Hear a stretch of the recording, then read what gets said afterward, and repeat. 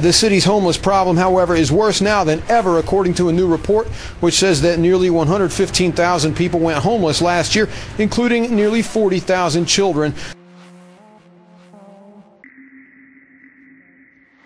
Coalition for the Homeless Workers lay the blame squarely at the feet of Mayor Michael Bloomberg. He replaced the federal programs with a series of time-limited subsidies that give you only 1 or 2 years of housing assistance and then cut you off, even if the family is too poor to afford the apartment rent.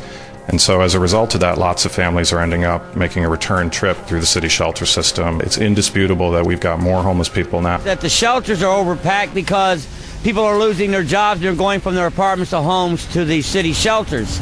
People that don't take the services, they don't know about them. Among the many predictions about this recession, one has consistently proven to be true. Forecasters have said unemployment will continue to rise, and it has.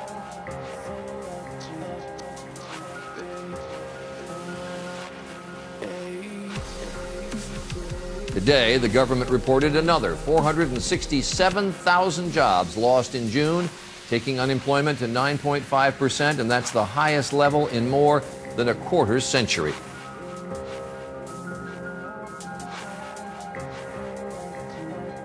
The rising unemployment raises questions about the economic stimulus, which was supposed to create jobs.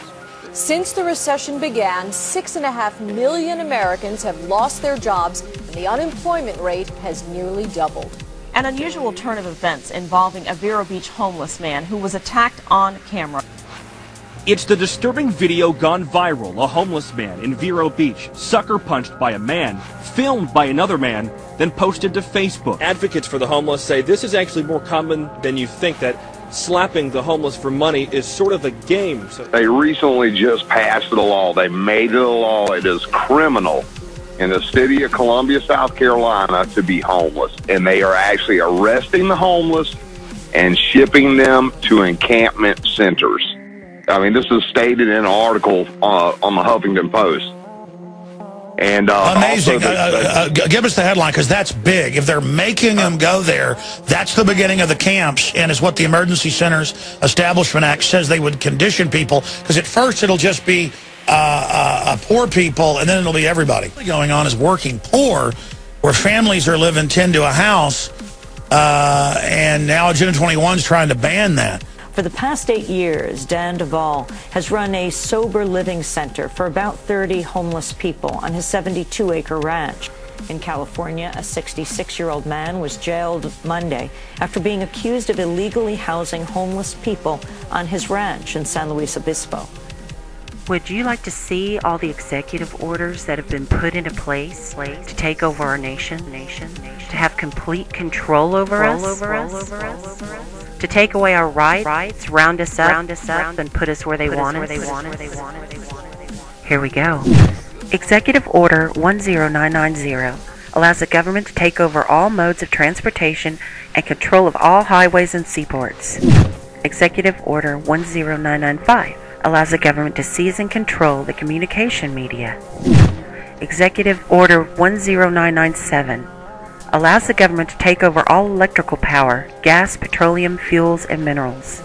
Executive Order 10998 allows the government to seize all means of transportation, including personal cars, trucks, or vehicles of any kind, and total control over highways, seaports, and waterways.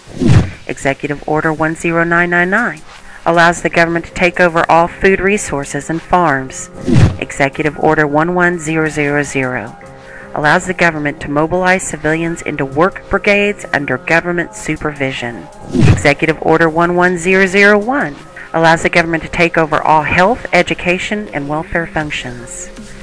Executive Order 11002 designates the Postmaster General to operate a national registration of all persons. Executive Order 11003 allows the government to take over all airports and aircraft, including commercial aircraft.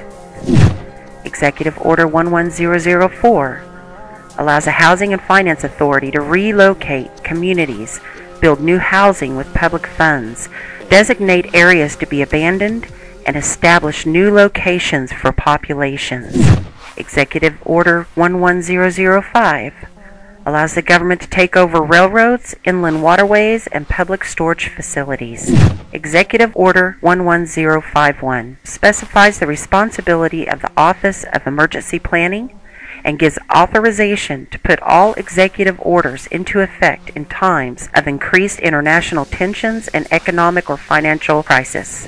Executive Order 11310 grants authority to the Department of Justice to enforce the plans set out in executive orders, to institute industrial support, to establish judicial and legislative liaison, to control all aliens, to operate penal and correctional institutions, and to advise and assist the President.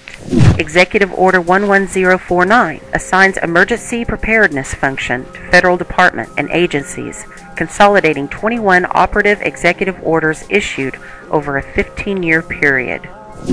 Executive Order 11921 allows the Federal Emergency Preparedness Agency to develop plans to establish control over the mechanisms of production and distribution of energy sources, wages, salaries, credit, and the flow of money in U.S. financial institution in any undefined national emergency. It also provides that when a state of emergency is declared by the President, Congress cannot review the action for 6 months. The Federal Emergency Management Agency has broad powers in every aspect of the nation. General Frank Salzito, chief of FEMA's Civil Security Division, stated in a 1983 conference that he saw FEMA's role as a new frontier in the protection of individual and governmental leaders from assassination and of civil and military installations, from sabotage and or attack, as well as prevention of dissident groups from gaining access to U.S. opinion or a global audience in times of crisis. FEMA's powers were consolidated by President Carter to incorporate the National Security Act of 1947 that allows for strategic relocation of industries, services, government, and other essential economic activities, and to rationalize the requirements for manpower, resources, and production facilities. The 1950 Defense Production Act gives the President sweeping powers over all aspects of the economy. The Act of August 29, 1916 authorizes the security of the Army in time of war to take possession of any transportation system from transporting troops, material, or any other purpose related to the emergency. The International Emergency Economic Powers Act enables the President to seize the property of a foreign country or national. These powers were transferred to FEMA in a sweeping consolidation in 1979. There you have it. Everything is set into place. They've begun throwing the poor, the homeless, into the prison camps, the FEMA camps. Now all they have left to do is take the guns. Mr. and Mrs. America, turn them all in.